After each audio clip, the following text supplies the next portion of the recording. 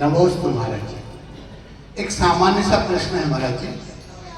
Actually अभी हम UK गए थे तो वहाँ पर मैनचेस्टर में एक मंदिर है और जब हम वापस आए तो वहाँ से उन्होंने एक प्रश्न पूछा हमसे कि अगर कोई व्यक्ति शराब पीता हो तो क्या वो अभिषेक कर सकता है।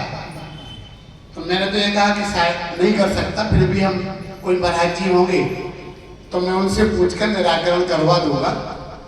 तो महाराज जी पहला प्रश्न तो यही है कि क्या कोई व्यक्ति शराब पीता हो, नशा करता हो तो क्या वह अभिषेक करने का कर सकता है क्या। दूसरा प्रश्न ये है महाराज जी, अभिषेक से रिलेटेड है, सामान्य प्रश्न है। कई लोग घर से आते हैं महाराज जी और कार में बैठकर, स्कूटर में बैठकर आते हैं, सोने के कपड़े पहनकर आते हैं, स्कूटर कार यही टिका दी और फिर अंदर जाकर भगवान का अभिषेक करते हैं। तो क्या घर से स्कूटर या कार में बैठकर आके भगवान का अभिषेक किया जा सकता है। बस एक छोटी सी शंका है जो आपके चरणों में मैंने रखी है। नमोस्तु।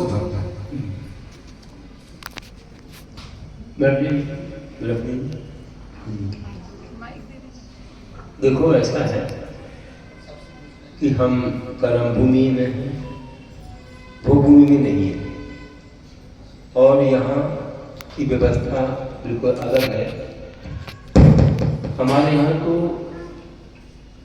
कहीं कहीं अष्टमूल गुणों में सप्त रसों का त्याग रहता है।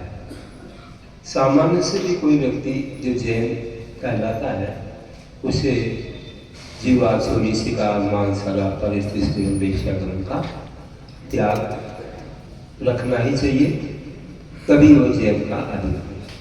अब जब ये त्याग नहीं रखेगा तो जैन ही नहीं तो वो कैसे अभिषेक कर सकेगा।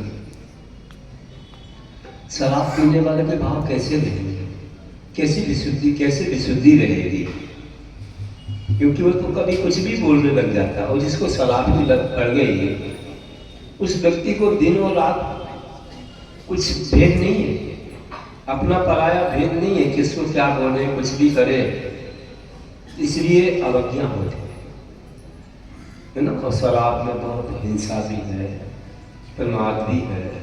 5 प्रकार के अभक्षों में प्रसघात, बहुघात, अनिष्ट, अनुष्ठेय, प्रमाद वर्धक।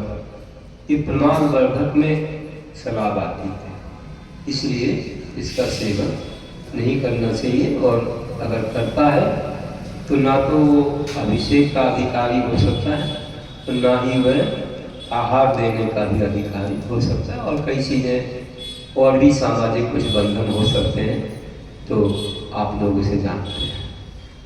और इसके अलावा आपने पूछा कि घर से सोने में आ सकते हैं, जैसे कि आहार देने जाते हैं तो 1-1 किलोमीटर चले जाते हैं, 1.5 किलोमीटर भी चले जाते हैं, परिवहन करके भी 2-2 किलोमीटर ले जाते हैं।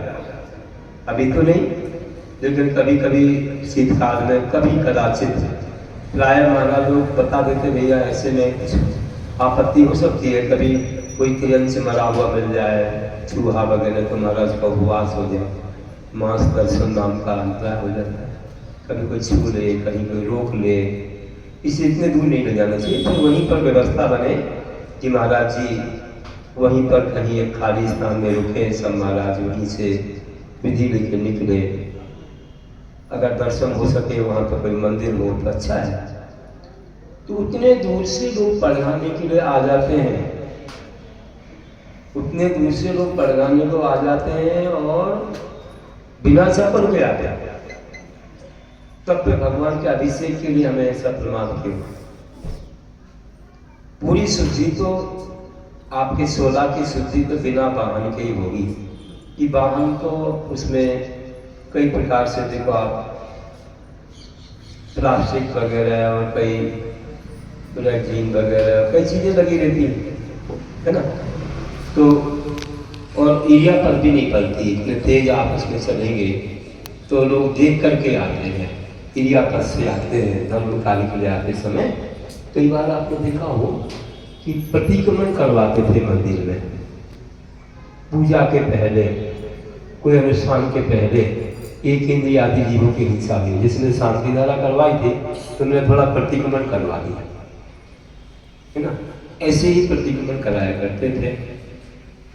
इसमें कैसे आपकी शुद्धि रहेगी? इतने तेज चलेंगे सोने के साथ जीव मर सकते हैं। ऐसे आप चलेंगे तो चींटियाँ देखेंगी, कोई लाइन चल रही हो तो आपको देखेगी चींटियों की लाइन लग जाती है। तो इसमें ये भी नहीं कर पाता है। इतने अच्छे आप कार्य करने आते हैं तो आप वैसे आए और कुछ शुद्धि नहीं रह पाएगी। आप यहाँ तक कि जूता चप्पल भी नहीं चलते हैं सोने के साथ। तो अगर आपको ऐसा है तो यहीं आकर के बदल सकते हैं। अपने कोई पात्र में सोने के वस्त्र लाएं और एक व्यवस्था हो आदिवासी तो वहाँ से परिवर्तन कर दें। एक और है दूसरी बात की